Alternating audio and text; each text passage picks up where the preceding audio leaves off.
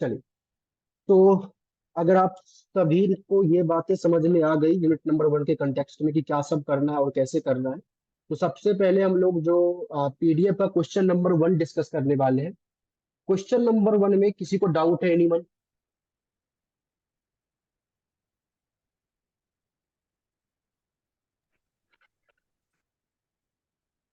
हाँ, कोई है मुझे ऐसा समझ जिन्होंने में आया क्वेश्चन क्वेश्चन नंबर 1। डाउट है आपको? यस हाँ। सर। ओके। तो बेसिकली दो बच्चों को क्वेश्चन नंबर 1 पे डाउट है, जो कि नहीं होना चाहिए। इसका मतलब है कि ये वही वाली बात हो गई कि आप पूरा पढ़ रहे हो और इनिशियल चीज को भूल रहे हो, क्योंकि सबसे इजी क्वेश्चन है। मैं आपको समझा दे रहा हूँ, क्योंकि जब हम लोगों ने सेमेस्टर टू सेम सारे क्वेश्चन हो गए, बस यही हुआ। शेफाली, आई थिंक आपका जो वॉइस है ना थोड़ा ब्रेक हो रहा है, तो आप चैट बॉक्स में भी लिख सकते हो अपने doubts को। अच्छा, सबसे पहले जिन्होंने क्वेश्चन नंबर 1 सॉल्व कर लिया है, चलो पहले देखते हैं, ठीक है। क्वेश्चन नंबर 1 में आपके पास कुछ इस तरीके से एक्स की वैल्यूज गिवन है, 1 2 3। अच्छा, क्वेश्चन सबको समझ में आ गया ना? ऐसा तो नहीं क्वेश्चन इंटरप्रिटेशन में किसी को प्रॉब्लम है? अगर वो प्रॉब्लम है तो आप मुझसे पूछ सकते हो, मैं बता दूंगा। फिर बाकी सारे क्वेश्चन हो रहे हैं, बस यही नहीं हुआ। अच्छा चलो ठीक है, ये क्वेश्चन अब हो जाए। इंटरप्रिटेशन सबको समझ में आ रहा है क्वेश्चन का क्या कहना चाह रहा है क्वेश्चन, या उसमें भी किसी को प्रॉब्लम है? अगर वो प्रॉब्लम है तो मैं इंटरप्रेट भी करूंगा, सॉल्व ना करके पहले इंटरप्रेट कर दूंगा। चलो एक बार इंटरप्रेट भी कर ही देते हैं। The number of course taken by student at university has the following probability. ठीक है, तो कहता है कि बेसिकली कोई भी स्टूडेंट यूनिवर्सिटी के अंदर में कितने नंबर ऑफ कोर्स लेगा, वो एक रैंडम वेरिएबल है, वो एक कोर्स ही चूज करेगा, उसकी प्रोबेबिलिटी 0.2 है। वो दो कोर्स चूज करता है, उसकी प्रोबेबिलिटी 0.6 है। वो तीन कोर्स चूज करता है, उसकी प्रोबेबिलिटी 0.2 है। अब आपको बोला कि let x1 and x2 be the number of course opted by two student. मान लो दो स्टूडेंट है और वो कोर्स को ऑप्ट कर रहा है, and each have the same distribution as the population, और दोनों के पास सेम डिस्ट्रीब्यूशन है। तो पहले पार्ट में आपको बोला determine the sample distribution of sample mean. अगर मान लेते हैं ये नहीं भी दिया होता ना कि X bar is equal to X one plus में X two divide by two, तब भी कोई बात नहीं है। तो ये एक तरीके से आपको बस बता रखा है कि मीन कैसे आप फाइंड आउट करोगे। दो स्टूडेंट है, दोनों ने जो कोर्स चूज किया, दोनों को ऐड करके डिवाइड बाई टू कर दोगे। तो कहने का मतलब यहाँ पे कुछ इस तरीके से है कि एक्स हमारे पास ये है, प्रोबेबिलिटी ऑफ एक्स हमारे पास गिवन है 0.2, 0.6 एंड 0.2। ओके, चलो। तो देखा जाए तो नंबर ऑफ कोर्स कितना है? Capital N is equal to 3।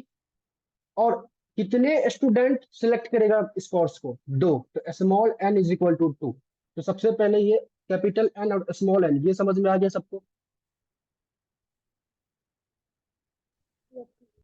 तीन कोर्स अवेलेबल है और दो स्टूडेंट मिलकर कोर्स को चूज करेंगे, तो मतलब दो दो कोर्स सिलेक्शन होगी। क्लियर? तो पॉपुलेशन की जो वैल्यू है वो 3 है, पॉपुलेशन साइज 3 है, सैंपल साइज हमें 2 लेना है, मतलब दो दो कोर्स के लिस्ट करने हैं। क्लियर?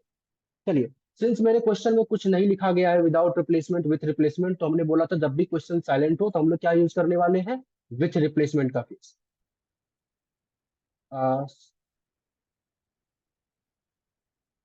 ओके चलो ठीक है, तो बहुत बढ़िया।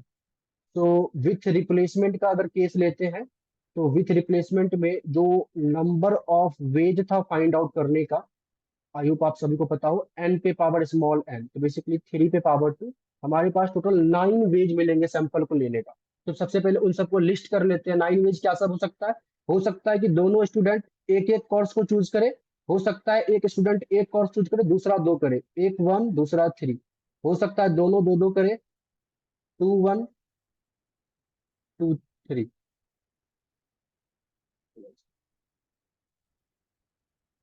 देन हो सकता है कि दोनों तीन तीन कोर्स को चूज करे, या एक तीन एक एक को ही करे, एक तीन एक दो को करे। तो साफ साफ दिख रहा है हमारे पास 9 वेज दिख गए हैं दोनों स्टूडेंट से कोर्स को सिलेक्शन करने की। इसी से हम लोग अपना मीन को निकालेंगे। तो बेसिकली ये x1 है और ये x2 है। ओके, और मीन हमें कैसे निकलता है? तो सिंपली हम लोग अगर नहीं भी क्वेश्चन में गिवन होता तब भी हम लोग मीन यही करते हैं, दोनों को ऐड करके डिवाइड बाय टू करते हैं, और क्वेश्चन में डायरेक्टली बोल दिया आपको कि x1 प्लस में x2 डिवाइड बाय टू करना। तो वैसे मीन निकाला जाए तो जो हमारे पास एक्स बार आएगा वो क्या आएगा? 1 + 1 डिवाइड बाई टू, तो ये आ जाएगा 1। 2 + 1 डिवाइड बाई 2 तो ये आ जाएगा 1.5। 3 + 1 डिवाइड बाई 2 तो आपके पास 2 आ जाएगा। 2 + 2 डिवाइड बाई 2 ये भी 2 आ जाएगा। 2 + 1 डिवाइड बाई 2 ये 1.5 आ जाएगा। 3 + 2 डिवाइड बाई 2 ये आ जाएगा आपके पास 2.5। 3 + 3 डिवाइड बाई 2 ये आ जाएगा 3। 3 + 1 डिवाइड बाई 2 2। 3 + 2 divide by 2 2.5। इसी को हम लोग अच्छे से रीअरेंज करके लिख लेते हैं। मतलब हमारे पास कौन कौन सी वैल्यू, एक तो 1 है, 1.5 है, 2 है, 2.5 है, 3 है, तो इन सबको एक साथ लिख लेते हैं।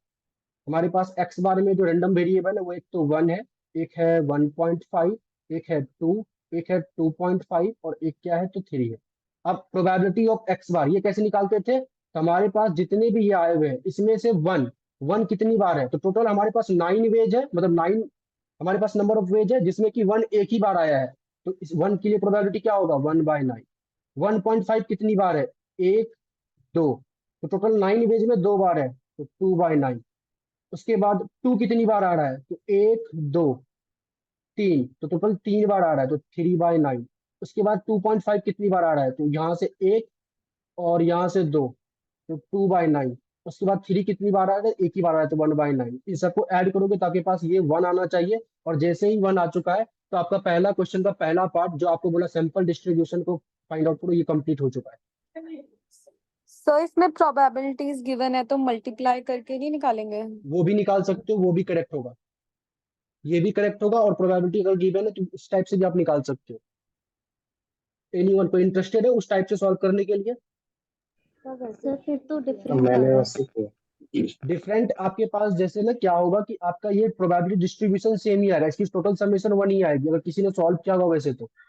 Yes sir. यस सर, 1 ही वन ही आएगी आ ना, रहा है बट लाइक वैल्यूज डिफरेंट आ रही है। वैल्यूज डिफरेंट आएगी, ये इसकी वैल्यू डिफरेंट आएगी, ये डिफरेंट आएगी। तो कहने का मतलब है कि अगर आपके पास प्रोबेबिलिटीज गिवन है ना तो आप उस तरीके से भी कर सकते हो, लेकिन सिंस मैंने आपको शुरुआत से ये पढ़ाया हुआ था दैट्स व्हाई मैंने ये करवाया। अच्छा एक बार उस तरीके से देख ले करके। अच्छा एक बात बताओ, आप में से कितने लोगों ने इस तरीके से सॉल्व किया, कितने लोगों ने प्रोबेबिलिटी करके सॉल्व किया? तो प्रोबेबिलिटी प्रोबेबिलिटी मल्टीप्लाई कर दी। तो प्रोबेबिलिटी तब करके।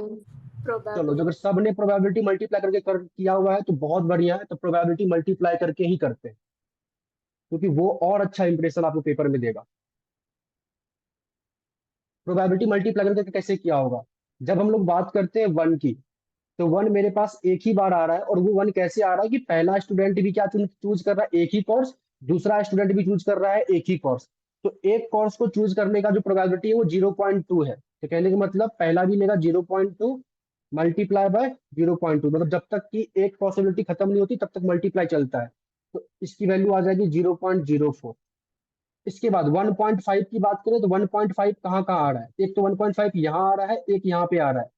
पहला वाला जो 1.5 आ रहा है ये कैसे आ रहा है कि एक स्टूडेंट जो है वो एक कोर्स को चूज कर रहा है, दूसरा वाला स्टूडेंट क्या कर रहा है, दो ठो कोर्स को चूज कर रहा है। तो एक कोर्स को चूज करने की प्रोबेबिलिटी 0.2, दूसरे कोर्स दो कोर्स की चूज करने की प्रोबेबिलिटी 0.6। तो 0.6 this is the first possibility. Plus एक बार और एक और तरीके से 1.5 आ सकता है, वो ये वाला तरीका है कि पहला स्टूडेंट दो कोर्स को चूज कर रहा है एंड दूसरा स्टूडेंट एक ही कोर्स को चूज कर रहा है। तो दो कोर्स को चूज करने की प्रोबेबिलिटी 0.6, एक कोर्स को चूज करने की प्रोबेबिलिटी 0.2। अब इसको सॉल्व करोगे तो आई थिंक 0.24 आया होगा। एक बार कैलकुलेशन आप लोग चेक कर लेना। अब आप बात करते हैं 2 के लिए।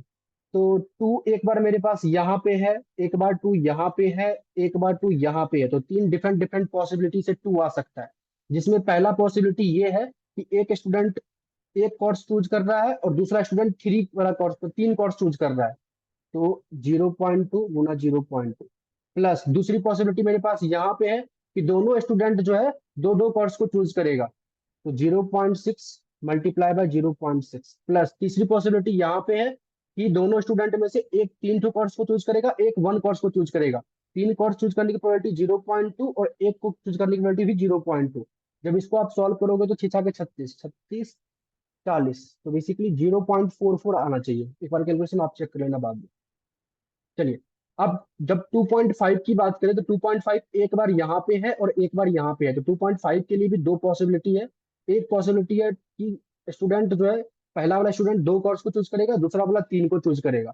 तो दो को चूज करने के लिए 0.6, तीन को करने के लिए 0.2 प्लस एक पॉसिबिलिटी यहाँ है कि पहला वाला तीन करे, दूसरा वाला दो करे, तो 0.2, 0.6 ये भी देगा 0.24। और एक 3 है, 3 की पॉसिबिलिटी एक ही है जो कि है 3 3, मतलब 0.2 गुना में 0.2, आपके पास आएगा 0.04। आई थिंक जब इसको ऐड करोगे 44 तो 20, 64, 4 68, 4 72, 20 92, 4 98, ये टोटल आपके पास 1 आएगा। फिर यही नंबर आया था जिन्होंने प्रोबेबिलिटी के हेल्प सॉल्व किया हो इस तरीके से। ये वैसे यस सर। यस क्लियर है सभी को? Yes, तो sir. एक बार आप ट्राई करना कि पेपर में अगर इस टाइप से क्वेश्चन आए तो आप ये सेकेंड मेथड को यूज करना, ये ज्यादा बेटर रहेगा। जब भी प्रोबेबिलिटी के फॉर्म में है तो ये करना, ये ज्यादा अच्छा लग रहा है। क्लियर?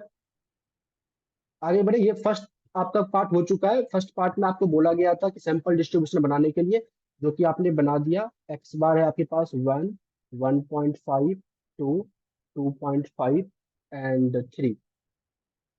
एंड जो प्रोबेबिलिटी ऑफ एक्स बार है वो आपके पास क्या था? 1 के लिए था 0.04, 2 के लिए था 0.24, 3 सॉरी इसके लिए 0.44, फिर ये था आई थिंक 0. फिर से 24 एंड ये 0.0। इसके बाद इसी क्वेश्चन के सेकेंड पार्ट में आपको क्या बोला गया है?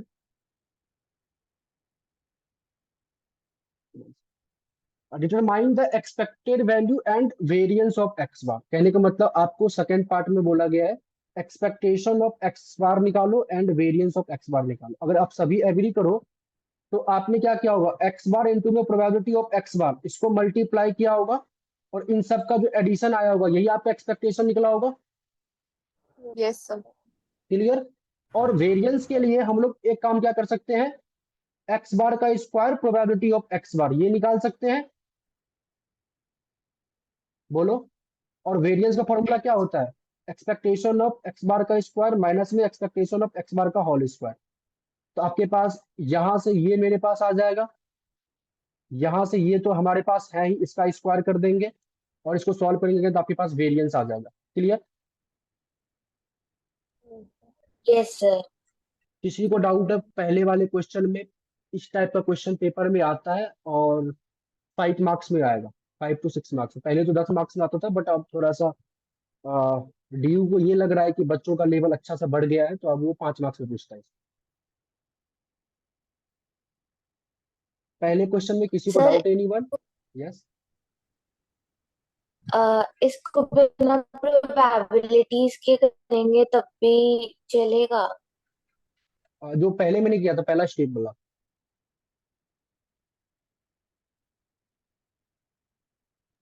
Okay.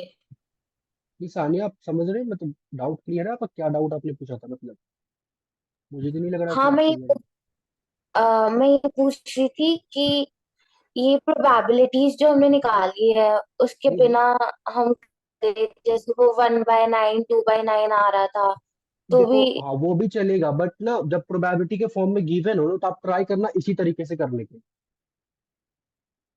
Clear? Okay okay sir. आप आंसर मैच करा दो सेकंड पार्ट का। तो कोई बताएगा आंसर क्या आया है सेकंड पार्ट में? वैसे मैंने सॉल्व नहीं किया हुआ है, तो मेरे पास आंसर तो है नहीं। सर मीन मेरा 2 आ रहा है एंड वेरिएंस 0.4 आ रहा है. 0.4 सभी का यही आ रहा है।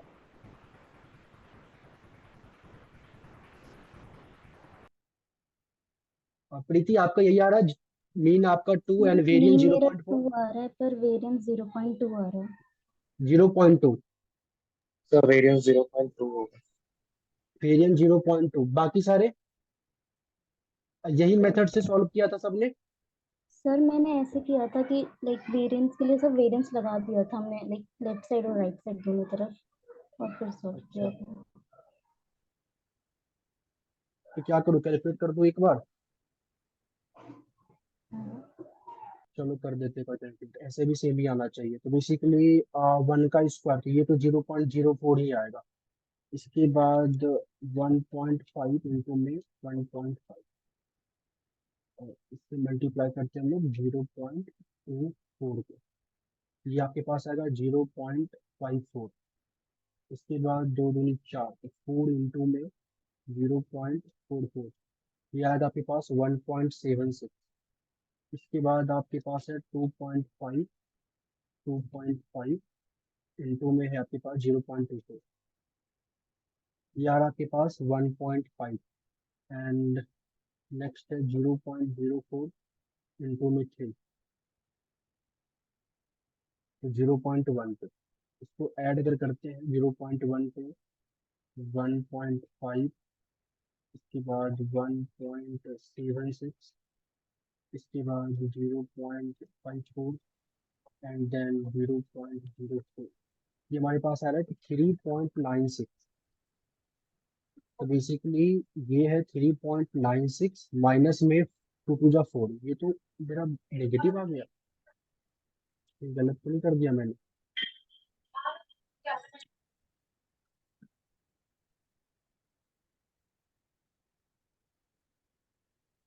One second.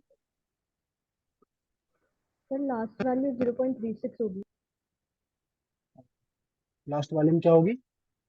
0.36 होगी, 3 अच्छा, 3 स्क्वायर 3 9। 9 ना, हाँ बिल्कुल बिल्कुल सही, 0.36 होगी, मैंने स्क्वायर ही नहीं किया था, बिल्कुल सही। तो जब अब इसको ऐड करेंगे 3.96 प्लस में 0.24 ना, तो ये 4.2 आएगा, और 4.2 में से जब मैं 4 माइनस करूंगा तो 0.2 आ रहा है वेरिएंस। क्लियर है? जो जिसका भी 0.2 आया हुआ है वो क्लियर, वो करेक्ट है। तो एक बार जिनका 0.4 आया तो वो आप कैलकुलेशन चेक कर लेना। पहला क्वेश्चन क्लियर सभी को? Yes, sir. चलो, तो पहला क्वेश्चन अगर होने के बाद अब हम लोग आते हैं सेकंड क्वेश्चन में। सेकंड क्वेश्चन में किसी को डाउट है एनीवन, या फिर सभी से हो गया? और सेकंड क्वेश्चन में मैं आपको बता दूं, यहाँ पे ना μ1 μ2 एंड μ3 ये गिवन है आपके पास 40 50 एंड 60, और ना σ1 square σ2 square and σ3 square given है आपके पास। वो है 10 12 10 12 एंड 40। ओके से भाई, तो ये आपके पास गिवन है और आपको बोला गया है कि प्रोबेबिलिटी निकालो x1 plus x2 plus x3, probability निकालो x1 plus x2 plus x3, ये लेस देन इक्वल टू 160 होगा, मतलब लीनियर कॉम्बिनेशन वाला कंसेप्ट। अगर आपको याद होगा हम लोग लेट लेते थे w is equal to this x1 plus x2 plus x3, तो फिर हम लोग एक्सपेक्टेशन ऑफ w निकालते थे, जो कि होता था एक्सपेक्टेशन ऑफ x1 प्लस में एक्सपेक्टेशन ऑफ x2 प्लस में एक्सपेक्टेशन ऑफ x3। तो यहाँ से हमारे पास आ जाएगा इसका एक्सपेक्टेशन, मतलब 40 50 प्लस 60, 40 150 50 प्लस 60, बिल्कुल सही 150 आएगा। फिर हम लोग वेरिएंस ऑफ w निकालते थे, जो कि होगा 36 वेरिएंस ऑफ x1 प्लस में वेरिएंस ऑफ x2 प्लस में वेरिएंस ऑफ x3, कितना है? 36 36, 36. 14 ठीक है 36। फिर लिखते हो w follow normal distribution with mean 150 and variance under root 36 का स्क्वायर, और यू कैन से 6 का स्क्वायर। अब हमें निकालना प्रोबेबिलिटी ऑफ w, जो कि क्या है x1 plus x2 plus x3 less than equal to 160, less than equal to 160। इसको z में कन्वर्ट करेंगे, z less than equal to 160 minus में 150 अपॉन में 1.66 6। इसके बाद प्रोबेबिलिटी ऑफ z, इसको सॉल्व कर लेना, जो भी आएगा टेबल को चेक करना, ये आपका आंसर है। सिमिलरली आपके पास सेकंड पार्ट में भी आपको उसी तरीके से करना है। सेकंड पार्ट अगर मैं थोड़ा सा एक्सप्लेन करूँ तो प्रोबेबिलिटी ऑफ हमारे पास क्या है, x1 plus x2 is greater then 2x3, ये ना, हाँ। तो आप क्या करोगे, पहले तो इनइक्वालिटी को सॉल्व कर लो, x1 plus x2 minus 2x3 is greater than equal to 0 कर लो, और लेट ले लो आप y is equal to x1 plus x2 minus में 2x3। ओके, अब यहाँ से जब आप एक्सपेक्टेशन ऑफ y निकालोगे तो क्या आएगा, expectation of x1 -30 expectation of x2 minus में 2 टाइम्स एक्सपेक्टेशन ऑफ x3, कितना आया था? -30 -30. -30। और वेरिएंस ऑफ y जब निकालोगे तो ये वेरिएंस ऑफ x1 प्लस में वेरिएंस ऑफ x2 प्लस में 4 टाइम्स वेरिएंस ऑफ x3 आएगा, सबका यही था 78 78। 78. हाँ. तो अगेन हमारे पास क्या आ गया, y follow normal distribution with mean -30 and variance under root 78 का स्क्वायर, और हमें निकालना है probability of y, I think greater than equal to 0। तो प्रोबेबिलिटी ऑफ जेड करोगे greater than equal to 30 upon में √78 सॉल्व करोगे, you will get your answer. तो क्वेश्चन नंबर 2 में किसी को डाउट है एनीवन? No sir. ठीक है, इस टाइप के क्वेश्चन पेपर में आ सकते हैं, क्वेश्चन नंबर 2 के टाइप का। इसके बाद हमारे पास है क्वेश्चन नंबर 3। क्वेश्चन नंबर 3 हो गया या फिर डाउट है? हो गया। ओके, तो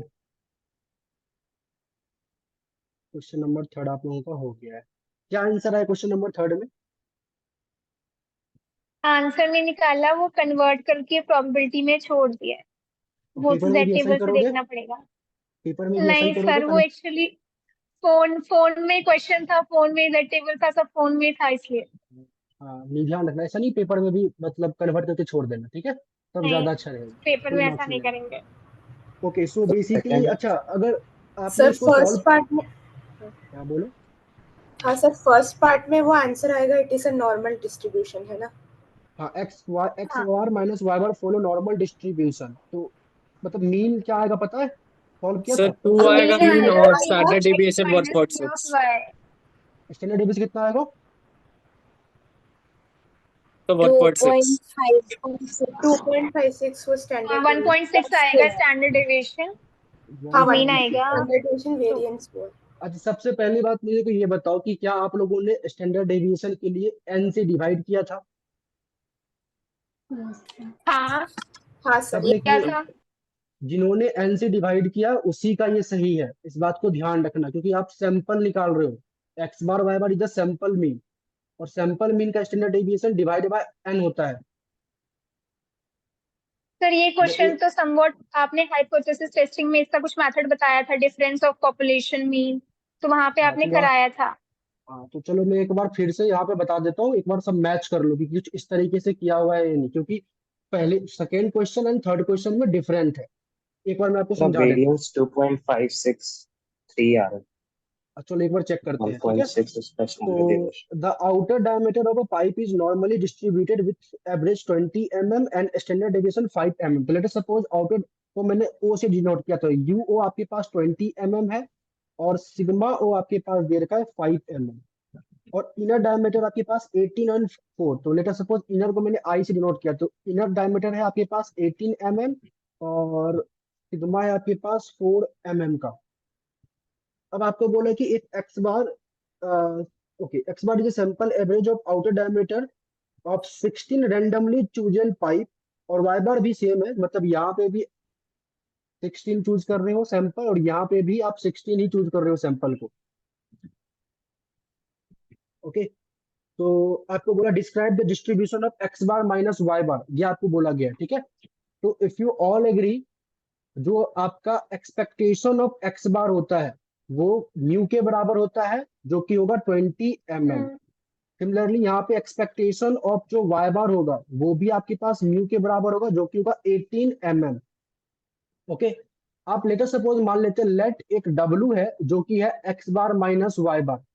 तो अगर W X bar minus Y bar है, तो एक्सपेक्टेशन ऑफ डब्लू क्या होगा? Expectation of X bar minus में expectation of Y bar. Expectation of X bar हमारे पास 20 है, वाई बार हमारे पास 18 है, तो हमारे पास ये 2 आ जाएगा। ओके, सिमिलरली जब मैं वेरिएंस ऑफ डब्ल्यू निकालूंगा तो वो आया क्या? Variance of X bar minus में वेरिएंस ऑफ वाई बार, और वेरिएंस ऑफ एक्स बार होगा मेरे पास सिग्मा स्क्वायर अपॉन में एन, और वेरिएंस ऑफ वाई बार भी हमारे पास क्या होगा? सिग्मा स्क्वायर अपॉन में एन।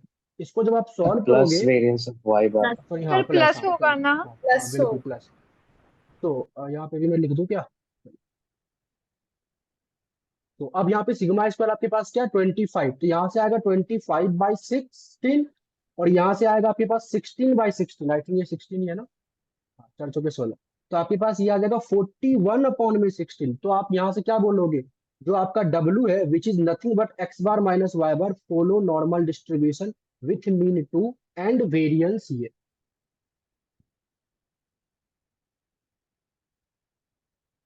क्लियर? Yes sir. सबने ऐसे किया था? Yes sir. यस किसी को डाउट एनी वन? बहुत बार बच्चा यहाँ पे एन डिवाइड करना, सॉरी ये एन डिवाइड करना भूल जाता है। और बस वहीं पे उसकी कहानी क्लोज हो जाती है, मतलब नंबर वहीं पे कट गया। तो ये था आपके पास question number I think 3। I hope आप सभी ने कर लिया। अच्छा, अब जैसे ये कर लोगे, जैसे ही आपके पास डब्लू का आ चुका है डिस्ट्रीब्यूशन, तो आई थिंक अब सेकेंड पार्ट आप लोगों ने निकाल लिया होगा आराम से, -1 से बड़ा डब्लू लेस देन 1, ये सबसे हो ही जाएगा। Yes. ठीक है, चलिए इसके बाद हम लोग आते हैं क्वेश्चन नंबर 4 में। क्वेश्चन नंबर 3 के 2 में 0.2368 चेक कर लेना एक बार प्रीति। आई थिंक किसी ने सॉल्व किया, सबका ये आया है 3 का 2 का आंसर 0.2368। So 0.2352. 2356 आ रहा है। 356, अच्छा एक बार चेक कर लेना, माइट भी। तो 0.23 मतलब शुरुआत के 2 डिजिट मिल रहे हैं ना, तो ठीक है। ओके, अच्छा सर एक चीज मेरा तो 0.24 आ रहा है। 24 आ रहा है, ये नहीं, एक बार चेक करना फिर टेबल, क्योंकि टू सर थ्री के आसपास होनी हमें चाहिए। पेपर में हाँ मतलब डेसिमल पॉइंट के कितने प्लेसेस तक आंसर चलो, एक्यूरेट होना हाँ चाहिए, वो ऐसे ही मैं होना दोबारा, चाहिए। हाँ वही मैं समझा रहा था अभी। आप जब तक बीच वाले न्यूमेरिकल को सॉल्व कर रहे हो, मतलब अगर कोई मान लेते सपोज मैंने कोई क्वेश्चन को स्टार्ट किया सॉल्व करना, क्वेश्चन के बीच के जितने भी मतलब पार्ट्स होंगे जो सॉल्व मैं कर रहा हूँ, वहां पे मैं डेसिमल के बाद 4 पॉइंट तक कंसीडर करूंगा। याद रखना, जब भी आप मतलब कैलकुलेशन के बीच वाले पार्ट को सॉल्व कर रहे हो, वहां पे आपके पास डेसिमल के बाद 4 पॉइंट तक कंसीडर करना है। और जो आपका लास्ट का आंसर है, वो आप डेसिमल के बाद 2 पॉइंट तक लिख सकते हो। अगर 2 पॉइंट से आप आगे भी लिखते हो तो गलत नहीं होगा, वो सही है, लेकिन आप कम से कम 2 पॉइंट तक लिखोगे। तो बीच के कैलकुलेशन में डेसिमल के बाद अप टू 4 लेके चलना है, और लास्ट का आंसर में डेसिमल के बाद 2, तो 2 तक लिखना ही है। 2 के बाद अगर आप लिख रहे हो तो भी सही है, नहीं लिखोगे तब भी सही है। Clear? Okay. Okay, so question number 3 में किसी को डाउट एनीवन? अच्छा, और दूसरी बात यह है कि पेपर में ना ध्यान से देख लेना कि टेबल जो दे रखा है वो सीडीएफ टेबल दे रखा है या पीडीएफ टेबल दे रखा है। मुझे आई थिंक इस सेमेस्टर में या पिछले सेमेस्टर में किसी बच्चे ने भेजा था एक सॉल्यूशन, और उसको पेपर में मतलब क्लास के अंदर में ना, क्लास इंटरनल असेसमेंट था, उसमें बेसिकली डिस्क्रीट टेबल दे दिया गया था, और उसमें डायरेक्टली मतलब वैल्यू लिख दी थी, तो वो गलत हो सकता है। तो पेपर में चेक कर लेना टेबल आपके पास सीडीएफ है या डिस्क्रीट वाला है। तो वैसे 99% चांस है कि सीडीएफ टेबल ही दे देंगे आपको। और सीडी और जो हम लोग सीख रहे हैं टेबल को चेक करना, वो सीडीएफ के ही अकॉर्डिंग चेक कर सीख रहे हैं। ओके, चलिए इसके बाद आते हैं क्वेश्चन नंबर 4। क्वेश्चन नंबर 4 में किसी को डाउट है anyone? No sir. No, sir. तो अगर आप सभी एग्री करो तो क्वेश्चन नंबर 4 में आपने यहाँ पे भी कुछ ऐसा लिख किया होगा, मतलब 3 स्टेज को letter suppose stage number 1 x1 है, स्टेज नंबर 2 x2 है, स्टेज नंबर 3 x3 है। पहले पार्ट में आपने निकाला होगा probability of x1 plus x2 plus x3 will check more than तो 1 ये तो मिनट टू बुकलेट का ही कंप्लीट। क्वेश्चन है। हाँ, ये ग्रेटर देन 60, यही किया है सॉल्व सबने। हाँ हाँ। और सेकेंड पार्ट में आपको बोला गया है for random choose properly what is the probability greater that than time taken 70। For the probability of x1 greater than 17 second. Clear? Hmm. सबने यही किया, किसी को डाउट ही नहीं हुआ? ये x1 x2 x3 तीन स्टेज को डिवाइड कर रहा है, ये है स्टेज नंबर 1, ये स्टेज नंबर 2, ये स्टेज नंबर 3।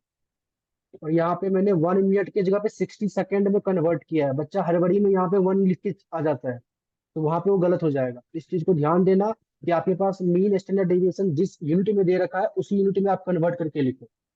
तो ये छोटी मोटी गलती है जो मैं साथ साथ बता रहा हूँ आपको, जो हर साल देखा जाता है कि बच्चा करके आता है। चलो, ऐसा है आप में से कि कई जो जिन्होंने यहाँ पे 1 लिख दिया हो? वैसे अगर आपने बोला है क्लास में कराया है तो कोई बात ही नहीं। ओके, तो अब क्वेश्चन नंबर 5 की ओर आते हैं। क्वेश्चन नंबर 5 सबसे हो गया या डाउट है? Sir, हो गया। सर एक बार करा एन दीजिए। एन की वैल्यू क्या है जिसको डाउट है? जिसको जिसका हो गया 100. करेक्ट है, क्योंकि ना ये क्वेश्चन मुझे याद है। आई थिंक ये मेरी टाइम पे आया क्वेश्चन। चलो, तो basically let x be a normal distributed random variable with mean 16 आपको दे रखा है एंड वेरिएंस है 9। आपके पास म्यू है 16 एंड वेरिएंस सिग्मा स्क्वायर आपके पास दे रखा है 9। A random sample of size n is chosen from this distribution. Let x bar be the sample mean. The standard deviation of x bar is found to be 0.3. What is the sample size of n? Standard deviation of x bar क्या होता है? Sigma upon में under root N. By root N. Okay, standard deviation 0.3 दे रखा है, sigma आपके पास 3 है और यहाँ पे अंडर रूट एन।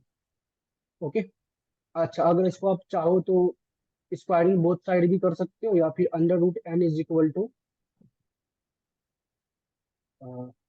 3 अपॉन में 0.3। 1 सेकेंड, हमें एन चाहिए ना, सिग्मा हमारे पास है। तो बेसिकली अगर आप सभी एग्री करो, वैसे भी इस तरह से भी ठीक है। मैंने बोथ साइड क्या किया,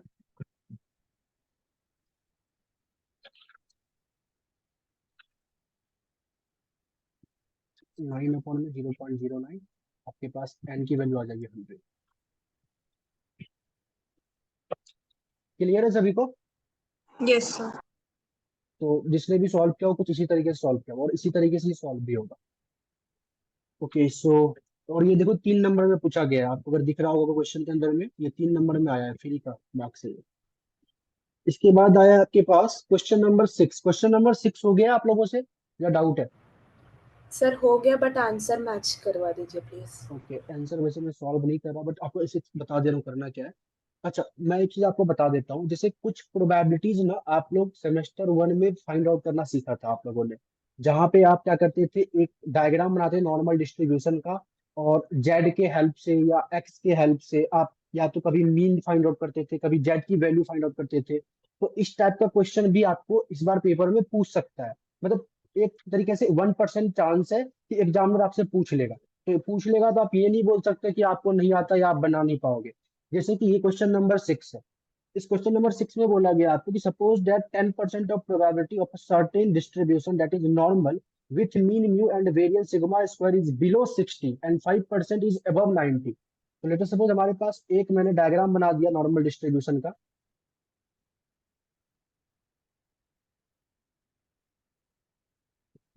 ये एक्स बार की वैल्यू है, बोला कि 60 से पहले का जो एरिया ये 10% है, और 90 से आगे का जो एरिया है ये है 0.5%, मतलब 5% बेसिकली।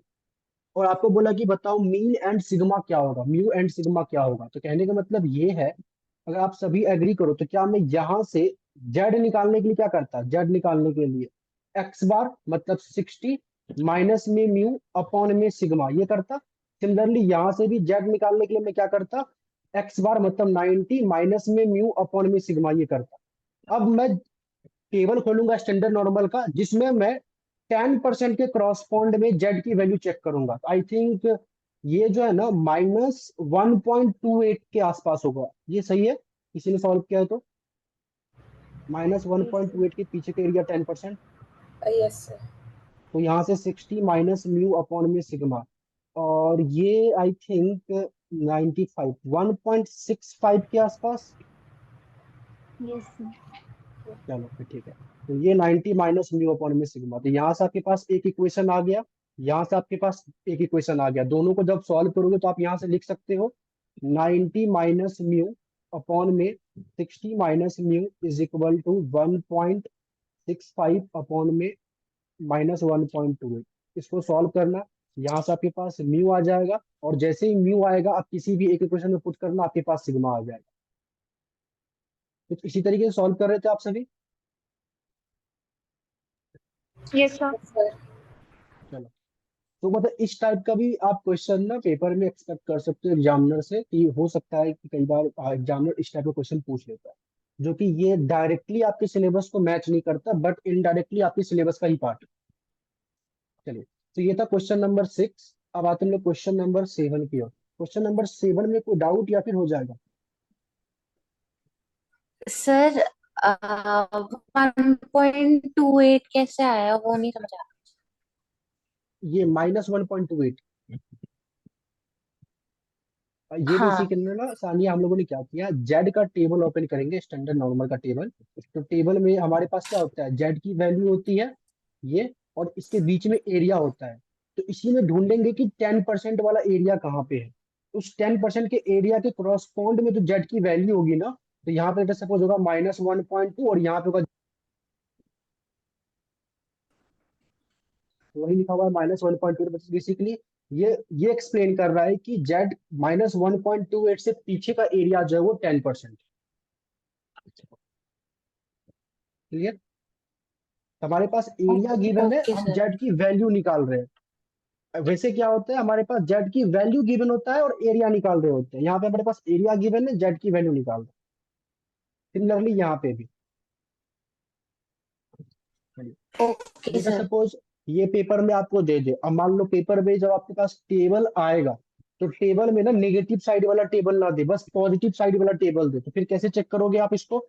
तो पॉजिटिव में आप क्या करोगे, ये देखोगे कि कौन से जेड के वैल्यू के आगे का एरिया जो है वो बेसिकली मान लेते हैं, आप ऐसे कर सकते हो, कौन से जेड के पीछे का एरिया जो है वो 90% है। तो लेटर सपोज वो देखोगे आप 1.28 का पीछे का एरिया 90% होगा। तो 1.28 के पीछे का एरिया अगर 90% है, तो 1 - 1.28 का पीछे का एरिया 10% होगा, क्योंकि ये सिमेट्रिक होता है। अगर मैं ये बोल रहा हूँ यहाँ पे जेड की वैल्यू 1.28 है, जिसके पीछे का एरिया 90% है, तो डेफिनेटली आगे का एरिया कितना होगा, 10%।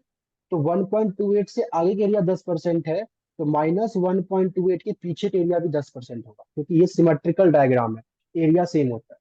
तो अगर पेपर में गलती से सिर्फ और सिर्फ पॉजिटिव का टेबल दे दी और आपको निकालना हो नेगेटिव का, तो आप कुछ इस तरीके से निकाल सकते हो। और अगर किसी को इसमें कंसेप्ट में डाउट है, तो नॉर्मल डिस्ट्रीब्यूशन वाली वीडियो देख लेना, मैंने उसमें एक्सप्लेन किया कि कैसे पॉजिटिव टेबल से नेगेटिव भी चेक कर सकते हैं। क्लियर सभी को। Yes. Okay, so question number 6 के बाद क्वेश्चन नंबर 7 सबसे हो जाएगा। क्वेश्चन नंबर 7 बिल्कुल क्वेश्चन नंबर 3 के जैसा है। Yes sir. हाँ ओके, सर। तो आई थिंक आप कर लोगे, क्योंकि यहाँ इसमें भी डिवाइड बाय √n एन करना है, मतलब एन से डिवाइड करोगे तब निकलेगा। अब आते हैं हम लोग क्वेश्चन नंबर 8 की ओर। क्वेश्चन नंबर 8 हो गया या फिर डाउट है। हो गया सर। यहाँ पर रेंडम हो वेरिएबल गया। बनाओगे 20 GB का, एक बनाया होगा आपने 30 GB, और एक बनाया होगा आपने 40 GB। 40 GB है ना। इसके क्रॉसपोंड में प्रोबेबिलिटी गिवन है, प्रोबेबिलिटी ऑफ एक्स। ओके, तो सेम अब आपके पास क्या होगा, लिस्ट करना है पहले, तो कैसे करोगे, 20 20 20 30 एंड सो ऑन, सेम उसी तरीके। इसके भी टोटल 9 आपके पास सैंपल बनेंगे। 9। इसके बाद फिर यहाँ से आप निकाल लोगे क्या कहते हैं, एक्स बार और प्रोबेबिलिटी ऑफ फिर एक्स बार। अच्छा, यहाँ पे जो प्रोबेबिलिटी ऑफ एक्स बार निकालोगे ना, तो सेम वही करना, मतलब जो प्रोबेबिलिटी होगी, जैसे मैं यहाँ पे अगर चेक करके लिख लेता हूँ, ये 20% है, मीन। और ये है 30%, और ये है 50%। तो प्रोबेबिलिटी जो निकालोगे ना, तो जैसे हम लोगों ने अभी क्वेश्चन नंबर 1 में आज किया था, सेम इसी तरीके से निकालना, इस वाले मेथड से। क्लियर। तो प्रोबेबिलिटी को मल्टीप्लाई करके यहाँ पे निकालना, तो आप जैसे ही करोगे तो आपके पास काम बन जाएगा, मतलब जो आपके पास सैंपल डिस्ट्रीब्यूशन बस निकालना है वो आपके पास निकल जाएगा। क्वेश्चन नंबर 9 में किसी को डाउट ही नहीं हुआ ना? फिर क्वेश्चन नंबर 8 में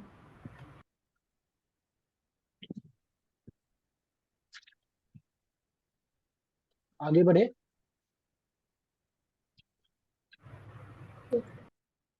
अब आते हैं क्वेश्चन नंबर 9 से। मैं आपको बता दूं, question number 9, question number 10, question number 11 2023 का है, मतलब लास्ट ईयर पूछा गया पेपर का। ओके, तो किसी ने अगर लास्ट ईयर का पेपर देखा होगा तो आप वहां से इस चीज को देख सकते हो।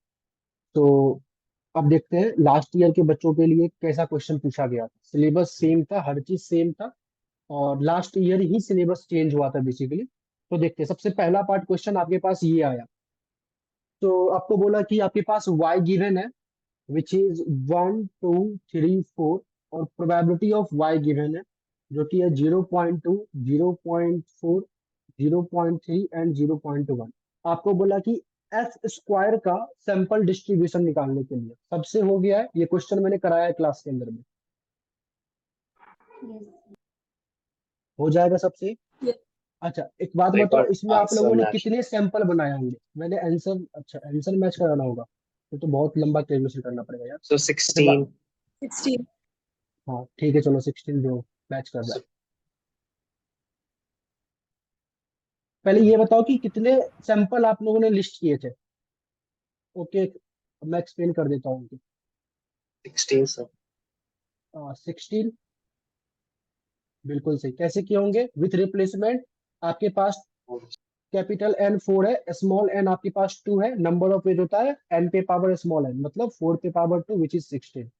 तो 16 आपने किए होंगे कुछ इस तरीके से, 1 1 1 2 1 3 1 4, सिमिलरली फिर 2 1 2 2 2 3 2 4, कुछ इस तरीके से। फिर अभी तक जैसे हम लोग इसका मीन निकालते थे, जैसे लेट सपोज हमारे पास पहला सैंपल 1 1 है, तो अभी तक हम लोग क्या करते थे, इस 1 1 का मीन निकालते थे, लेकिन आज मीन में निकाल के हम लोग क्या निकालेंगे, एस स्क्वायर निकालेंगे। और एस स्क्वायर कैसे निकलता है? इसका फॉर्मूला था summation of Y I minus Y bar का होल स्क्वायर अपॉन में एन माइनस 1। तो मेरे को ये चाहिए, तो ये कैसे बनेगा? तो लेट सपोज मेरे पास पहला सैंपल ये है, तो ये सैंपल कुछ इस तरीके से होगा कि 1 1। तो इसका पहले मैं मीन निकालूंगा, लेट सपोज ये y है, ठीक है, तो y 1 1 है, तो इसका मैं पहले मीन निकालूंगा y बार, जो कि 1 ही आएगा। इसके बाद y माइनस वाई बार निकालूंगा, तो 1 माइनस 1 0, 1 माइनस 1 0। फिर y माइनस वाई बार का होल स्क्वायर करूंगा, 0 का स्क्वायर 0, 0 का स्क्वायर 0, और इसी सब का इसका समेशन होगा मेरे पास 0, जो कि पहला ये टर्म निकला, और डिवाइडेड बाय n माइनस 1। तो अगर आप सभी ने सॉल्व किया होगा ना, तो जहां जहां पे 1 1 होगा, जहां जहां पे 2 2 होगा, जहां जहां पे 3 3 होगा, और जहां जहां पे 4 4 होगा, उसकी जो एच स्क्वायर आई होगी वो 0 आई होगी। ये प्रॉपर्टी होती है अर्थमेटिक मीन की, अगर आप खुद से मतलब X summation of X minus X bar, ये हमेशा इक्वल टू 0 होता है। ये सब प्रॉपर्टी आप आगे चल के इकोनॉमेटिक्स में डायरेक्ट यूज करोगे।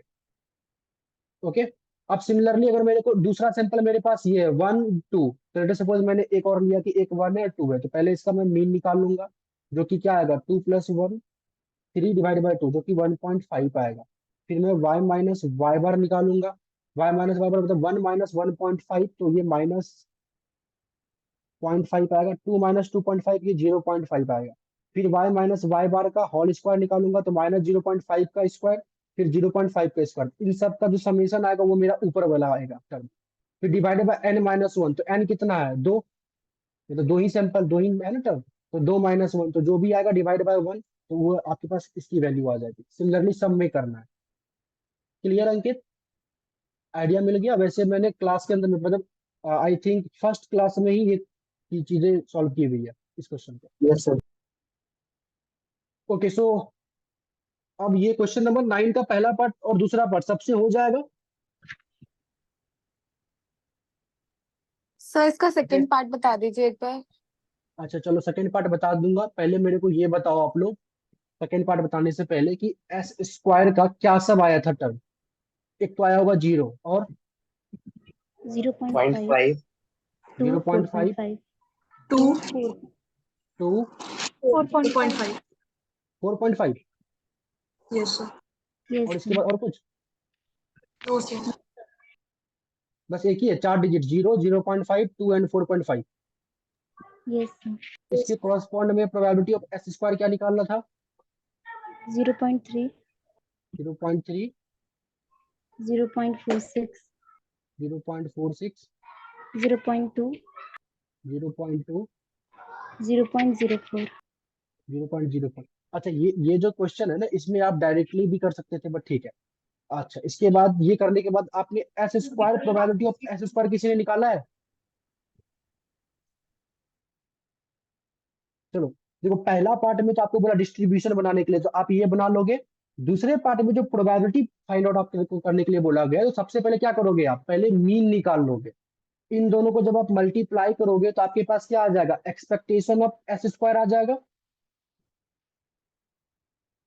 निकाल लोगे सारे, सबको आता है। Similarly Yes. आप क्या करोगे फिर, एस स्क्वायर का square and probability of S square, जब इसको सॉल्व करोगे, मतलब जैसे हम लोग करते थे, वेरिएंस ऑफ एस स्क्वायर भी निकाल लोगे सारे। Yes sir. अब जैसे ही ये निकल जाएगा तो बी पार्ट के लिए हम लोग बोल सकते हैं कि जो मेरा एस स्क्वायर पैरामीटर था वो फॉलो करता है नॉर्मल डिस्ट्रीब्यूशन को, जिसका मीन होगा ये वाला टर्म एंड वेरिएंस होगा ये वाला टर्म। क्या बताओ, आप प्रोबेबिलिटी निकाल लोगे स्टैंडर्ड Yes. नॉर्मल में कन्वर्ट So, करके? तो इस तरीके से सॉल्व करना है।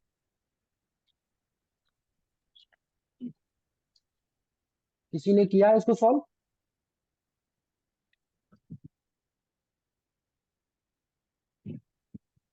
तो आप बताओ, ये क्वेश्चन देखकर क्या लग रहा है कि इस साल अगर आपके पास आ जाए सेम क्वेश्चन तो 10 में 10 आ जाएगा?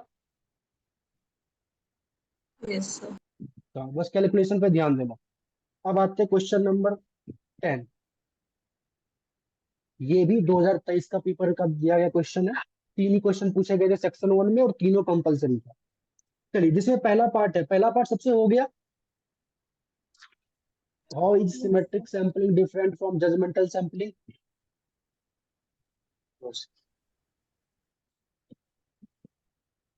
वैसे आप इसको ना आराम से नेट पर से सर्च कर लेना या बुक से देख लेना, मैं आपको अपनी लैंग्वेज में बता देता हूँ। जो सिस्टमेटिक सैंपलिंग होता है वो जो हम लोग करते आ रहे हैं ना, ये है सिस्टमेटिक सैंपलिंग। जब हम लोग किसी एक तरीके से सैंपल से sample size as a permutation combination या किसी भी चीज को यूज करके फाइंड आउट करते हैं। जैसे सपोज हमारे पास पॉपुलेशन है, इस पॉपुलेशन से मैंने कुछ सैंपल लिया। अब सैंपल लेने के लिए मैंने कोई मैथमेटिकल टूल्स का यूज किया या स्टैटिस्टिकल टूल का यूज किया है, तो इसको बोलते हैं हम लोग सिस्टमेटिक स्टैटिस्टिक्स या सिस्टेमेटिक सैंपलिंग। अब एक होता है जजमेंटल सैंपलिंग, जिसको आप बोलते हो ओपिनियन सैंपलिंग भी बोला जाता है। वो क्या होता है कि लेटर सपोज हमारे पास बहुत सारे पॉपुलेशन है। अब मैं क्या कर रहा हूँ, इस सारे पॉपुलेशन में ना अपने ओपिनियन के हिसाब से या सिनेरियो को देखते हुए मैं कोई एक पार्ट का सैंपलिंग ले रहा हूँ। मैंने इसके लिए किसी स्टैटिस्टिकल टूल्स का यूज नहीं किया है, किसी भी तरीके का परमुटेशन कॉम्बिनेशन या मैथमेटिकल टूल्स का यूज नहीं किया। हमारे पास बहुत सारा सैंपलिंग था, मैंने एक अपना ओपिनियन निकाला, मतलब जो भी सिनेरियो मेरे को गिवन था उससे मैंने एक ओपिनियन जज किया, और उस ओपिनियन के मुताबिक जो भी सैंपल सबसे परफेक्ट बैठ रहा था वो मैंने सैंपल ले लिया। तो this is nothing but judgemental sampling. Clear है सभी को? तो बाकी इसको एक ओके अच्छे सर। तरीके से डेफिनेशन आप नेट पर से चेक कर लेना या रीडिंग से देख लेना। ओके, चलो। इसके बाद आपके पास आता है दूसरा पार्ट कि वेरिएंस ऑफ x1 ये दे रखा है, x2 ये दे रखा है, तो क्या बताओ ये सही है? वेरिएंस ऑफ ax1 माइनस में ax2 is nothing but, sorry, ax1 minus में bx2 is nothing but a square variance of x1 plus में b square variance of x2। किसी ने सॉल्व किया था? क्या लिखा था? ये ट्रू है या गलत, फॉल्स है? so false और है सर क्योंकि यहाँ given है कोवेरियंस, कि x1 और x2 इंडिपेंडेंट है। कोवेरियंस का भी करना है। ओके, सो अच्छा एक बात बताओ, क्या क्वेश्चन में मेरे को कुछ लिखा हुआ है कि x और y, x1 and x2 independent है या डिपेंडेंट है? No, sir. नहीं लिखा हुआ है। तो मैं इसको ट्रू भी तो बोल सकता हूँ और ये लिख कर कि I am assuming x1 and x2 जो है इंडिपेंडेंट है। Yes, clear? तो ये ट्रू ही होगा क्योंकि आपको इसको एक्सप्लेन भी करना है, इस बात को भी ध्यान रखिएगा। आप लिखोगे कि when x1 and x2 are independent variable then this statement is true।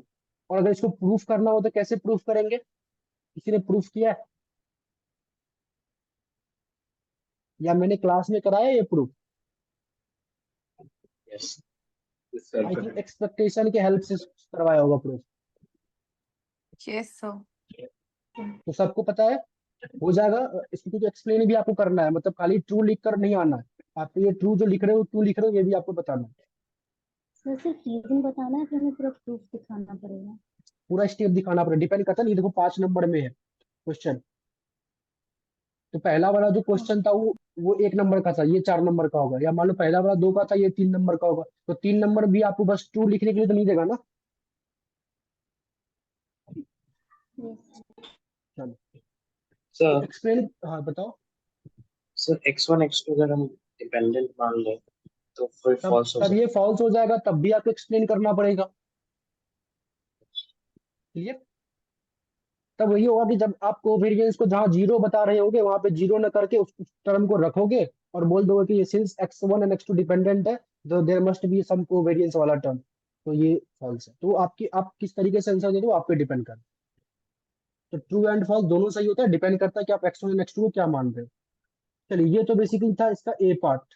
10 का बी पार्ट हो गया सबसे। Yes. यस अब देखो 10 का बी पता है तो कौन सा क्वेश्चन है? हम लोग जो शुरुआत से क्वेश्चन नंबर 2 कर रहे थे, ये वाला, अगर किसी ने सॉल्व किया होगा तो, जैसे हम लोगों ने क्वेश्चन नंबर 2 किया है, कुछ इसी तरीके से है ना 10 का बी पार्ट।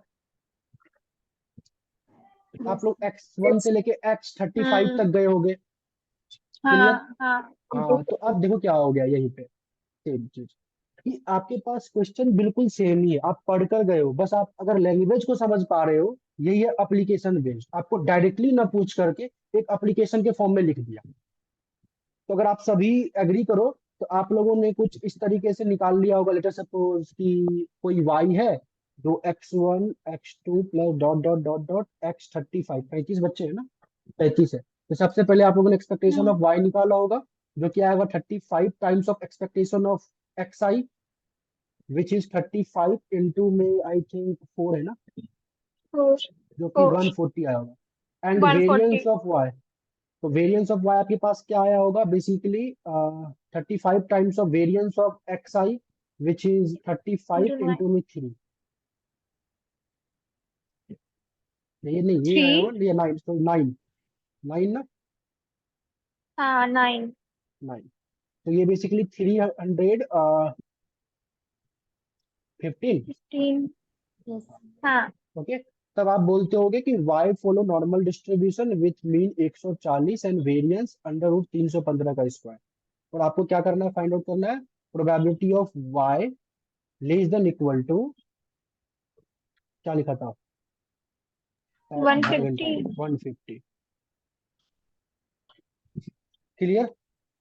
तो अब जो बच्चा समझ रहा है यस चीजों को तो वह आराम से 5 नंबर ला सकता है। ये आ गया आपके पास 20 नंबर आ गए, अगर मान लो लास्ट ईयर का पेपर सर आप दे सर रहे हो। इसके बाद है सर नहीं क्वेश्चन समझ नंबर आया ये। 11। ये समझ नहीं आया? नो चलो मैं सर। आपको समझाता हूँ। आपको बोला क्वेश्चन में, the teacher of an economic class of size 35 norms that the time needed to evaluate the random chosen first year paper is random variable with the mean of 4 minute and standard deviation of 3 minute। Basically आपको बोला है कि एक teacher, मतलब मान लो मैं ना आप लोगों का टेस्ट का पेपर चेक कर रहा हूँ, और मेरे क्लास में टोटल 35 बच्चे हैं, तो मेरे को 35 पेपर चेक करना है। मुझे एक पेपर को चेक करने में जो टाइम लगता है, उसका ऑन एन एवरेज टाइम दे रखा है म्यू इक्वल टू 4, एक पेपर को चेक करने में। और वेरिएंस जो है, मतलब स्टैंडर्ड डेविएशन दे रखा है, standard deviation is nothing but 3, ये आपको गिवन है। तो कहने का मतलब जो एक्सपेक्टेशन ऑफ एक्स आई आपको दे रखा है, वो दे रखा है 4, और जो सिग्मा आई दे रखा है आपको 3। एक्स आई मतलब होता है कि डिफरेंस, एक पेपर को चेक करने में 4 मिनट लग रहे हैं, तो सारे पेपर इसी तरीके से है ना, क्योंकि पेपर अलग अलग तो नहीं हो सकते, ऐसा तो नहीं होगा कि किसी एक पेपर को 4 मिनट लगेंगे, दूसरे को 6 मिनट। ये ऑन एन एवरेज वैल्यू है। तो आपके पास ये दे रखा है। अब आपको बोला कि मान लो टीचर अगर 5:30 बजे पेपर चेक करने के लिए बैठता है, तो प्रोबेबिलिटी बताओ कि वो 10 बजे से पहले, 10 है ना, 10 है 8 8, सॉरी 8 है, तो प्रोबेबिलिटी बताओ कि वो 8 बजे से पहले पेपर को चेक कर लेगा। तो 5:30 बजे बैठता है और 8 बजे से पहले तक में चेक कर लेगा। तो टोटल कितने मिनट हो गए? 2.5 घंटे। 2.5 घंटे को आप क्या कर सकते हो, मिनट में जब चेंज करोगे तो टोटल 150 मिनट की बात हो रही है, कि टीचर को 150 मिनट के अंदर में 35 पेपर चेक करने हैं। तो यही है 35 पेपर, एक पेपर, दो पेपर, मान लो ये किसी एक का पेपर होगा, या दूसरे का पेपर होगा, या तीसरे का पेपर होगा, and so on so for, ये 35 पेपर होंगे। तो इसी 35 पेपर को चेक करने के लिए हमें जो है बेसिकली आपको निकालना क्या है, प्रोबेबिलिटी ऑफ एक पेपर, दो पेपर, तीन paper, plus dot dot dot 35 paper. इन सबको चेक करूंगा मैं 8 बजे से पहले, मतलब 150 मिनट से पहले। आपको ये निकालना। क्लियर?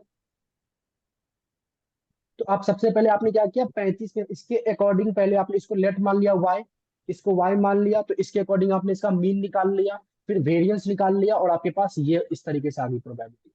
जैसे क्वेश्चन नंबर 2 में गिवन होता था कि हमें निकालना है probability of x1 plus x2 plus x3 less then 20, लेकिन यहाँ पे डायरेक्टली गिवन ना देकर आप एक एप्लीकेशन फॉर्म में दे रखा है। क्लियर? तो वेरिएंस यस बोलो। वेरिएंस हाँ 35 का वेरिएंस स्क्वायर नहीं होगा यार। अंडर रूट 35 लिखा है, क्योंकि यहाँ पे मैंने 9 लिखा है, 9 मैंने वेरिएंस में कन्वर्ट कर दिया। क्वेश्चन पेपर में आपको स्टैंडर्ड डेविएशन दे रखा है 3, 3 का स्क्वायर 9, तो मैंने यहाँ वेरिएंस में कन्वर्ट करके लिखा था, ये पूरा वेरिएंस आया हमारे पास।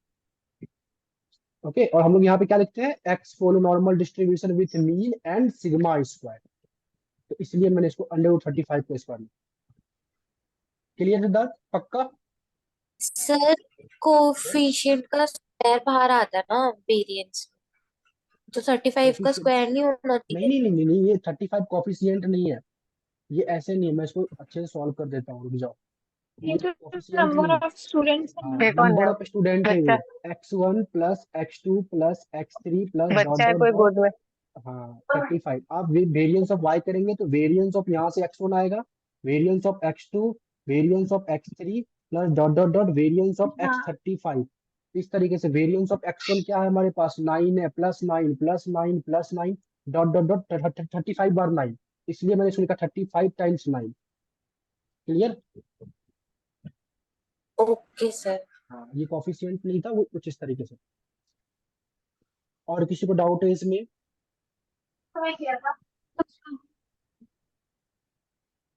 यस भूमिका, कोई डाउट?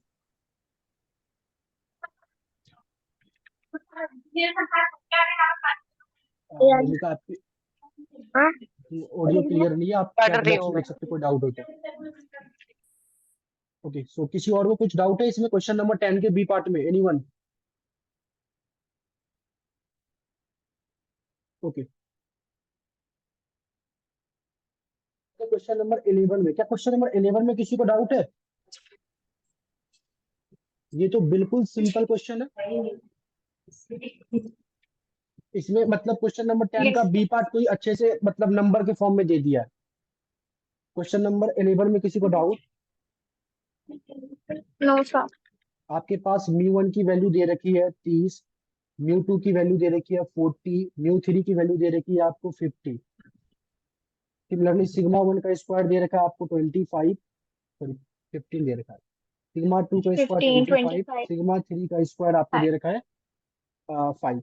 5। और आपको पहले पार्ट में बोला प्रोबेबिलिटी निकालो, 24 से बड़ा होगा x और लेस देन 39 होगा, और जहाँ पे x क्या है, तो x इज नथिंग बट ये x आपके पास है 0.3x1 माइनस में x2 माइनस प्लस में 1.7x3, तो यहाँ से पहले आप एक्सपेक्टेशन ऑफ x निकाल लोगे, 0.3 एक्सपेक्टेशन ऑफ 54। x1 माइनस में एक्सपेक्टेशन ऑफ x2 प्लस में 1.7 एक्सपेक्टेशन ऑफ x3, तो एक्सपेक्टेशन ऑफ x यहाँ से 0.3 और एक्सपेक्टेशन ऑफ x क्या होगा, μ1 होगा। एक्सपेक्टेशन ऑफ x1 किसके बराबर होगा, ये μ1 के बराबर होगा, तो यहाँ से 30 आ जाएगा, तो ये आपके पास आ जाएगा 30, यहाँ से 40, 1.7 50, कितना है इसका 4। 54, तो यहाँ से आपके पास एक्सपेक्टेशन ऑफ x आ जाएगा 54, आप लोग चेक कर लेना। सिमिलरली आप यहाँ से वेरिएंस ऑफ y भी निकाल सकते हो, इसमें जब वेरिएंस ऑफ y निकालोगे तो क्या आएगा, variance of x, sir variance negative आ सकता है क्या? नहीं नहीं आ सकता, 0.3 का स्क्वायर x1 मेरा प्लस नेगेटिव में, आया है। हो ही नहीं सकता, कैसे नेगेटिव आ जाएगा, सब सारे टर्म पॉजिटिव है तो नेगेटिव कैसे आ जाएगा। देखो 0.3 का स्क्वायर वेरिएंस ऑफ x1, ये भी तो पॉजिटिव ही है, फिर प्लस वेरिएंस ऑफ x2, फिर अच्छा, जो प्लस 1। माइनस वाला टर्म पॉजिटिव हो जाएगा। हाँ हाँ, यहाँ से जो -1 है छुपा ओके हुआ, ओके ओके। इसको बाहर लेके स्क्वायर करेंगे पॉजिटिव हो जाएगा। हाँ ठीक है। तो ये आपके पास आ जाएगा यहाँ से वेरिएंस, और उसके बाद आप बोल सकते हो कि since x follow normal distribution mean and variance, और उसके बाद आपको ये प्रोबेबिलिटी निकालना। तो इसका वेरिएंस 40.8 आया है। और सर कितना जो है वेरिएंस प्रोबेबिलिटी हाँ आपका? निकाल रहे हैं 40.80 आ रहा है। हाँ कोई बात नहीं, आ सकता है 48, 40.80 40.80, ठीक है। 80। तो मैं डाउट है, हाँ बताओ। सर तो प्रोबेबिलिटी जो है वो less than equal to -4. z is less than equal to -4.7. Probability है z is less than -4 point, ये 7. 4.7, तो मतलब ये अप्रोक्सीमेटली 0 हो गया। क्लियर? सर इसकी वैल्यू तो टेबल में नहीं थी, तो 0 0 मतलब मैं आपको बता देता हूँ, टेबल में ना सबसे छोटी वैल्यू होगी -3.9 आई थिंक सो, और सबसे बड़ी वैल्यू होगी 3.9, तो -3.9 से पीछे देखोगे तो आपको 0 लिख देना है, अप्रोक्सीमेटली 0। और 3.9 से आगे लिखो देखोगे तो अप्रोक्सीमेटली 1। अगर 3.9 पे अगर वैल्यू दे रहा है 99999.999 तो उसके आगे क्या होगा, 1 ही होगा ना, तो ये अप्रोक्सीमेटली 0 हो जाएगा। This okay is B part में probability Z is less than equal to 15.81 आया। डी पार्ट में क्या आया है, probability of Z x1 is minus less में than 2x2, एक सेकेंड, 3x3।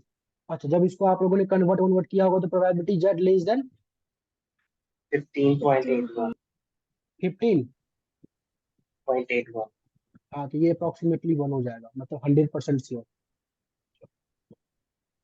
तो कब 1 लेंगे, ठीक है, तो 1 किस वैल्यू के बाद 1? 3.9 के बाद, 4 के बाद देना, 4 के बाद, 3.99 के बाद भी दे सकते हो। पेपर की अगर हाईएस्ट वैल्यू के बाद अगर कोई नंबर दे रखा है तो मतलब वो उसके आगे ही होगा। क्लियर है? अच्छा, इसके ना बी पार्ट में आगे लिखा हुआ है, can you find the probability population is not normal and sample size is 3। अगर यही लिखा होता कि can you find the probability population is not normal and sample size is 35। Yes sir हो जाता CLT। हाँ यस तब सर, सही हो है। जाता CLT से। हाँ बिल्कुल, तो इस बात को ध्यान रखना। तो सैंपल साइज भी 3 से कम है, मतलब 30 से कम है, तो सीएलटी भी नहीं लगेगा, तो इसको हम लोग नहीं फाइंड आउट कर सकते। अगर यहाँ पे बस ये रहता कि सैंपल साइज 30 से एबव, 32 33 कुछ भी, तो हम बोलते yes by using CLT we can find the probability. Clear? तो अगर क्लियर हो गया तो नीचे मैंने बोल्ड करके लिखा हुआ है, after doing all this question must revise all question of booklet. Booklet का सारे क्वेश्चन आपको रिवाइज करने हैं, और एग्जाम स्टाइल क्वेश्चन को भी देखना। एग्जाम स्टाइल क्वेश्चन में ना क्या है, लेटर सपोज अगर 20 क्वेश्चन है ना, तो 20 क्वेश्चन, 1 सेकेंड,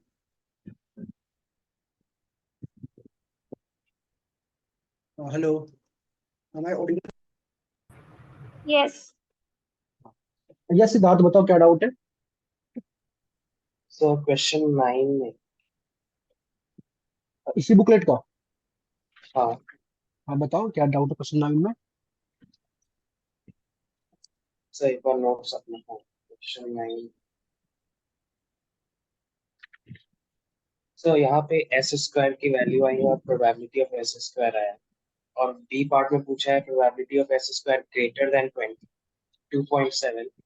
हम्म। तो हम यहाँ पे 0.04 डायरेक्ट वैल्यू नहीं लिख सकते, क्योंकि 2.7 से कुछ बड़ी से बिग की वैल्यू है 4.5, और उसकी अच्छा, तुम प्रोबेबिलिटी इस तरीके से बोल रहे हो, मतलब कि अगर मेरे को चाहिए प्रोबेबिलिटी हो S square is greater then 2.7, तो देखो लिख सकते हो, बट ना ये एग्जैक्ट वैल्यू निकालना थोड़ा प्रॉब्लम है, क्योंकि ना आपके पास ये एस स्क्वायर किस फॉर्म में गिवन है ये आपको पता नहीं है। ये एक तरीके से, पहले अगर सैंपल को देखा जाए तो ये डिस्क्रीट की तरह दिख रहा है, ना ही आप इसको एक्सप्लेन कर सकते हो कंटिन्यूअस के फॉर्म में, और ना ही आप एक्सप्लेन कर सकते हो डिस्क्रीट के फॉर्म में। सिर्फ अगर सैंपल को देखा जाए तो, अगर इसको बस देखोगे तो हाँ ये बोल सकते हो कि डिस्क्रीट है, 1 1 है, 1 2 है। अब 2.7 के बाद डिस्क्रीट में 3 आएगा, 4 आएगा, तो मतलब वैसे करने से बेटर है कि आप पहले इसका ना वेरिएंस वगैरह निकाल लो, क्योंकि वो चीजें तब होती है आप जब नॉर्मल प्रोबेबिलिटी सॉल्व कर रहे होते हैं सेमेस्टर 1 में। अगर एग्जामिनर आपसे सेमेस्टर 2 में पूछ रहा है तो कहने का मतलब वो नॉर्मल डिस्ट्रीब्यूशन की हेल्प से पूछ रहा है सर आपको। क्लियर? तो आपको इसी तरीके से आगे प्रोसीड करना है।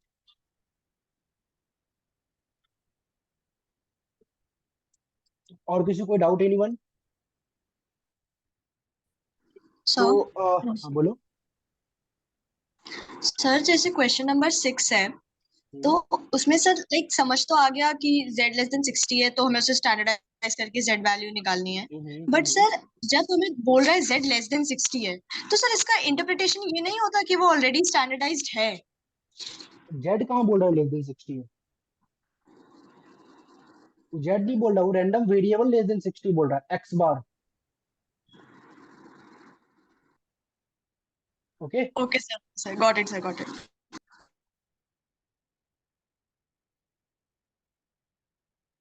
और किसी कोई डाउट, एनीवन? छोटा से छोटा डाउट पूछ लो, क्योंकि 30 मार्क्स का टॉपिक आपका हो चुका है। सेक्शन ए में ही रहता है यूनिट 1 से।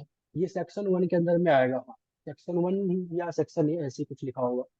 3 क्वेश्चन होंगे, तीनों कंपलसरी क्वेश्चन होंगे और 30 मार्क्स का होगा और इजी टॉपिक होता है। जैसा क्वेश्चन मैंने आपको लास्ट ईयर का दिखाया, मतलब लास्ट ईयर में भी कुछ बच्चे गुड़ गोबर करके आए हुए हैं इस इतने सिंपल क्वेश्चन में भी। तो ध्यान रखना कि ओवर कॉन्फिडेंस में कुछ से कुछ मत करके आना, अच्छे से टाइम लगा के पेपर पढ़ के तब काम करना। आई थिंक 10 मिनट देते होंगे पेपर पढ़ने, तो उसको यूटिलाइज अच्छे से करना। ओके, सो बेसिकली अब मैं ये बोल रहा था, बुकलेट के जो क्वेश्चन है आपको वो शुरुआत के कुछ क्वेश्चन कर लेना, क्योंकि इसमें ना कुछ प्रोपोर्शन को रिलेट करके क्वेश्चन नहीं दिया हुआ है। इन मैंने क्लास में प्रोपोर्शन को रिलेट करके भी क्वेश्चन करवाए हैं, तो वो सब चीजें देख लेना एक बार, क्योंकि हो सकता है कि प्रोपोर्शन की हेल्प से पूछ ले। क्योंकि जो लास्ट ईयर में पूछा गया था ये वाला क्वेश्चन, क्वेश्चन नंबर ये क्या कहते हैं, ये वेरिएंस वाला एस स्क्वायर, तो पिछले 10 साल का पेपर जब उठाओगे ना तो हमेशा ये एस स्क्वायर कभी नहीं पूछा, हमेशा बोला मीन का स्टैंडर्ड डेविएशन निकालो, सॉरी मीन का सैंपल डिस्ट्रीब्यूशन निकालो। पहली बार एस स्क्वायर का सैंपल डिस्ट्रीब्यूशन पूछ लिया था, तो जो बच्चा को आता था वो तो कर लिया, जिसको नहीं आता था वो नहीं करेगा। तो सिंपली जरूरी नहीं है कि हर बार आपको मीन के क्रॉसपॉन्ड में ही क्वेश्चन पूछे, हो सकता है पॉपुलेशन प्रोपोर्शन के क्रॉसपॉन्ड में भी क्वेश्चन पूछ सकता है। तो जो क्लास में कराया गया है वो आपको आना ही चाहिए, वो मतलब एक मान लो कि वो बेसिक वही है, पहले आपको वो आना चाहिए तब जाके ये सब अच्छे से आना चाहिए। तो क्लास के जितने भी बुकलेट के क्वेश्चन है वो आपको अच्छे से आना चाहिए, कम से कम तो जितना क्लास के अंदर में क्वेश्चन कराया गया है वो आपको अच्छे से आना चाहिए। उसके आगे बुकलेट के सारे क्वेश्चन कर पा रहे हो तो वो बहुत अच्छी बात है। एग्जाम स्टाइल क्वेश्चन जो मैंने सैम्पलिंग का दे रखा है, लेट सपोज अगर उसमें 20 क्वेश्चन है, तो उसमें से आपके पास आपके काम का 10 क्वेश्चन ही होगा, 10 से 12 क्वेश्चन होगा, क्योंकि कुछ क्वेश्चन मैंने ना थोड़ा हाई लेवल के भी दे रखे हैं, जो कि आपको आगे चल के इंट्रांस के मतलब किसी भी मास्टर इकोनॉमिक्स के लिए इंट्रांस पेपर दोगे तो वहां पे यूज होगा। तो आप ऐसा नहीं कि कुछ क्वेश्चन अगर आपके सिलेबस से मैच नहीं करता हो या कुछ ज्यादा टफ हो तो उस पर आप घबराना मत, वो आपके पेपर में नहीं आने वाला। लेकिन आपको बुकलेट सॉल्व करने हैं और खास करके क्लास के सारे क्वेश्चन अच्छे से रिविजन आपको होने चाहिए। किसी को कुछ पूछना है? एनीवन? सर सर एक sir second, question number 1 second Deepali.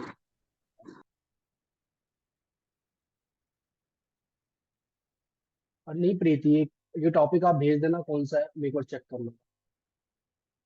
Yes Deepali, आप बोलो। सर क्वेश्चन नंबर 7 का मैंने आपको एक व्हाट्सएप किया था। दो मेथड्स हैं सर, एक बहुत एक्सपैंड करके और एक शॉर्ट में है, तो सर एग्जाम में कौन सा करना चाहिए, डायरेक्ट लिख सकते हैं या लंबा करें? डायरेक्ट डायरेक्ट भी लिख सकते हो, जैसे मैंने अभी सॉल्व मतलब एक क्वेश्चन करवाया था ना ऊपर में, सेम टू सेम। यस। हाँ तो वो उस तरीके से कर लेना। तो सर 5 मार्क्स में लिख सकते हैं ना बिल्कुल डायरेक्ट कि बिल्कुल बिल्कुल, एक्सपेक्टेशन ऑफ ये able is mean? Numerical paper में आपसे वो थोड़ी देखता कि आप पेज भर रहे हो, वो तो उसको तो आंसर से मतलब है। Okay sir. हाँ, बस आप आंसर निकालना जान रहे हो।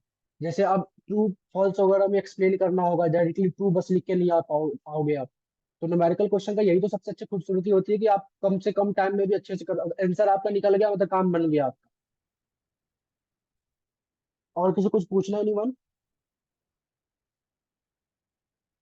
ओके, सो ये बेसिकली आपका यूनिट नंबर 1 था। नेक्स्ट क्लास आई थिंक मैंने जो रखा है वो है 22 को, तो आज है 19, आपके पास 3 दिन है। 3 दिन है आपके पास यूनिट नंबर 2 एस्टिमेशन के टॉपिक को अच्छे से रिवाइज करके बुकलेट के क्वेश्चन को अच्छे से सॉल्व करने के लिए। तो आप सभी को बुकलेट का क्वेश्चन सॉल्व करना है, जो मैंने प्रोवाइड किया मतलब यूनिट नंबर 2 का जो PYQ आपको प्रोवाइड किया ये सॉल्व करना है, और 22 को क्लास फिर से ज्वाइन करना है। जो बच्चा क्लास ज्वाइन कर रहा है, मेरे पास रिकॉर्डिंग तो वैसे भी अवेलेबल है, मैं उसी बच्चे का एग्जाम टाइम में डाउट को ज्यादा प्रेफरेंस दूंगा। अब रेंडमली कोई कुछ से कुछ पूछेगा तो उसको मैं रिप्लाई नहीं करूंगा। बहुत ऐसे बच्चे होते हैं जो क्लास में कराया हुआ चीज को बार बार पूछ रहे हैं, मतलब सेम क्वेश्चन को पूछ रहे हैं, इसका मतलब साफ साफ दिख रहा है कि क्वेश्चन नहीं कर रहा है। ऐसे भी बच्चे दिख गए जो जिन्होंने इंटरनल का क्वेश्चन मेरे को भेज दिया, और इंटरनल का क्वेश्चन जब उसकी PDF ओपन की तो वो सेम टू सेम कुछ ऐसे क्वेश्चन दिख रहे हैं जो कि क्लास में कराया गया हो। तो मैं यहाँ पे आपको पढ़ाने के लिए सिखाने के लिए हूँ, ना कि आपके काम करने के लिए कि आपका इंटरनल सॉल्व कर दूं या फिर बेफालतू सा कुछ भी पूछ रहे हो, जो करा दिया गया है वो भी पूछ रहे हो। तो जो बच्चे क्लास ज्वाइन कर रहे हैं, time to time paper solve कर रहे हैं, मैं उसी के डाउट्स को ज्यादा प्रेफरेंस दूंगा एग्जाम के टाइम में, क्योंकि सिंस अराउंड 150 बच्चे का डाउट आएगा एग्जाम के टाइम में रेगुलरली बेसिस पे, क्योंकि शायद आई थिंक 65 के अराउंड आप लोग हो, सेमेस्टर 4 के 55 के अराउंड बच्चे हैं, फिर सेमेस्टर 6 के स्टूडेंट है, तो सबका एग्जामिनेशन आसपास में ही है, तो सबके डाउट्स आएंगे। तो ध्यान रखना, जो क्लास ज्वाइन कर रहा है उसी को मैं अच्छे तरीके से प्रेफर करूंगा डाउट बताने में, बाकी सब ऐसे ही है, भेजो मन किया तो बताऊंगा, अदरवाइज नहीं करूंगा, क्योंकि अगर आप अपने मन से काम करोगे तो मैं भी अपने मन से काम करूंगा। तो ये मैं डायरेक्टली बोल रहा हूँ, क्लास को ज्वाइन करना ही है, जो भी क्लास में रिसेंटली 3-4 क्लास लूंगा, क्योंकि मेरे को भी ये टेंशन है कि आपका रिजल्ट अच्छा है, आपका रिजल्ट अच्छा आएगा तो उससे मेरे को भी प्रॉफिट होगा। सबको समझ में आ रहा है? यस। चलो, तो आज की क्लास के लिए हम लोग फिर इतना ही करते हैं। किसी को कुछ डाउट हो तो आप लोग मुझसे पूछ सकते हैं।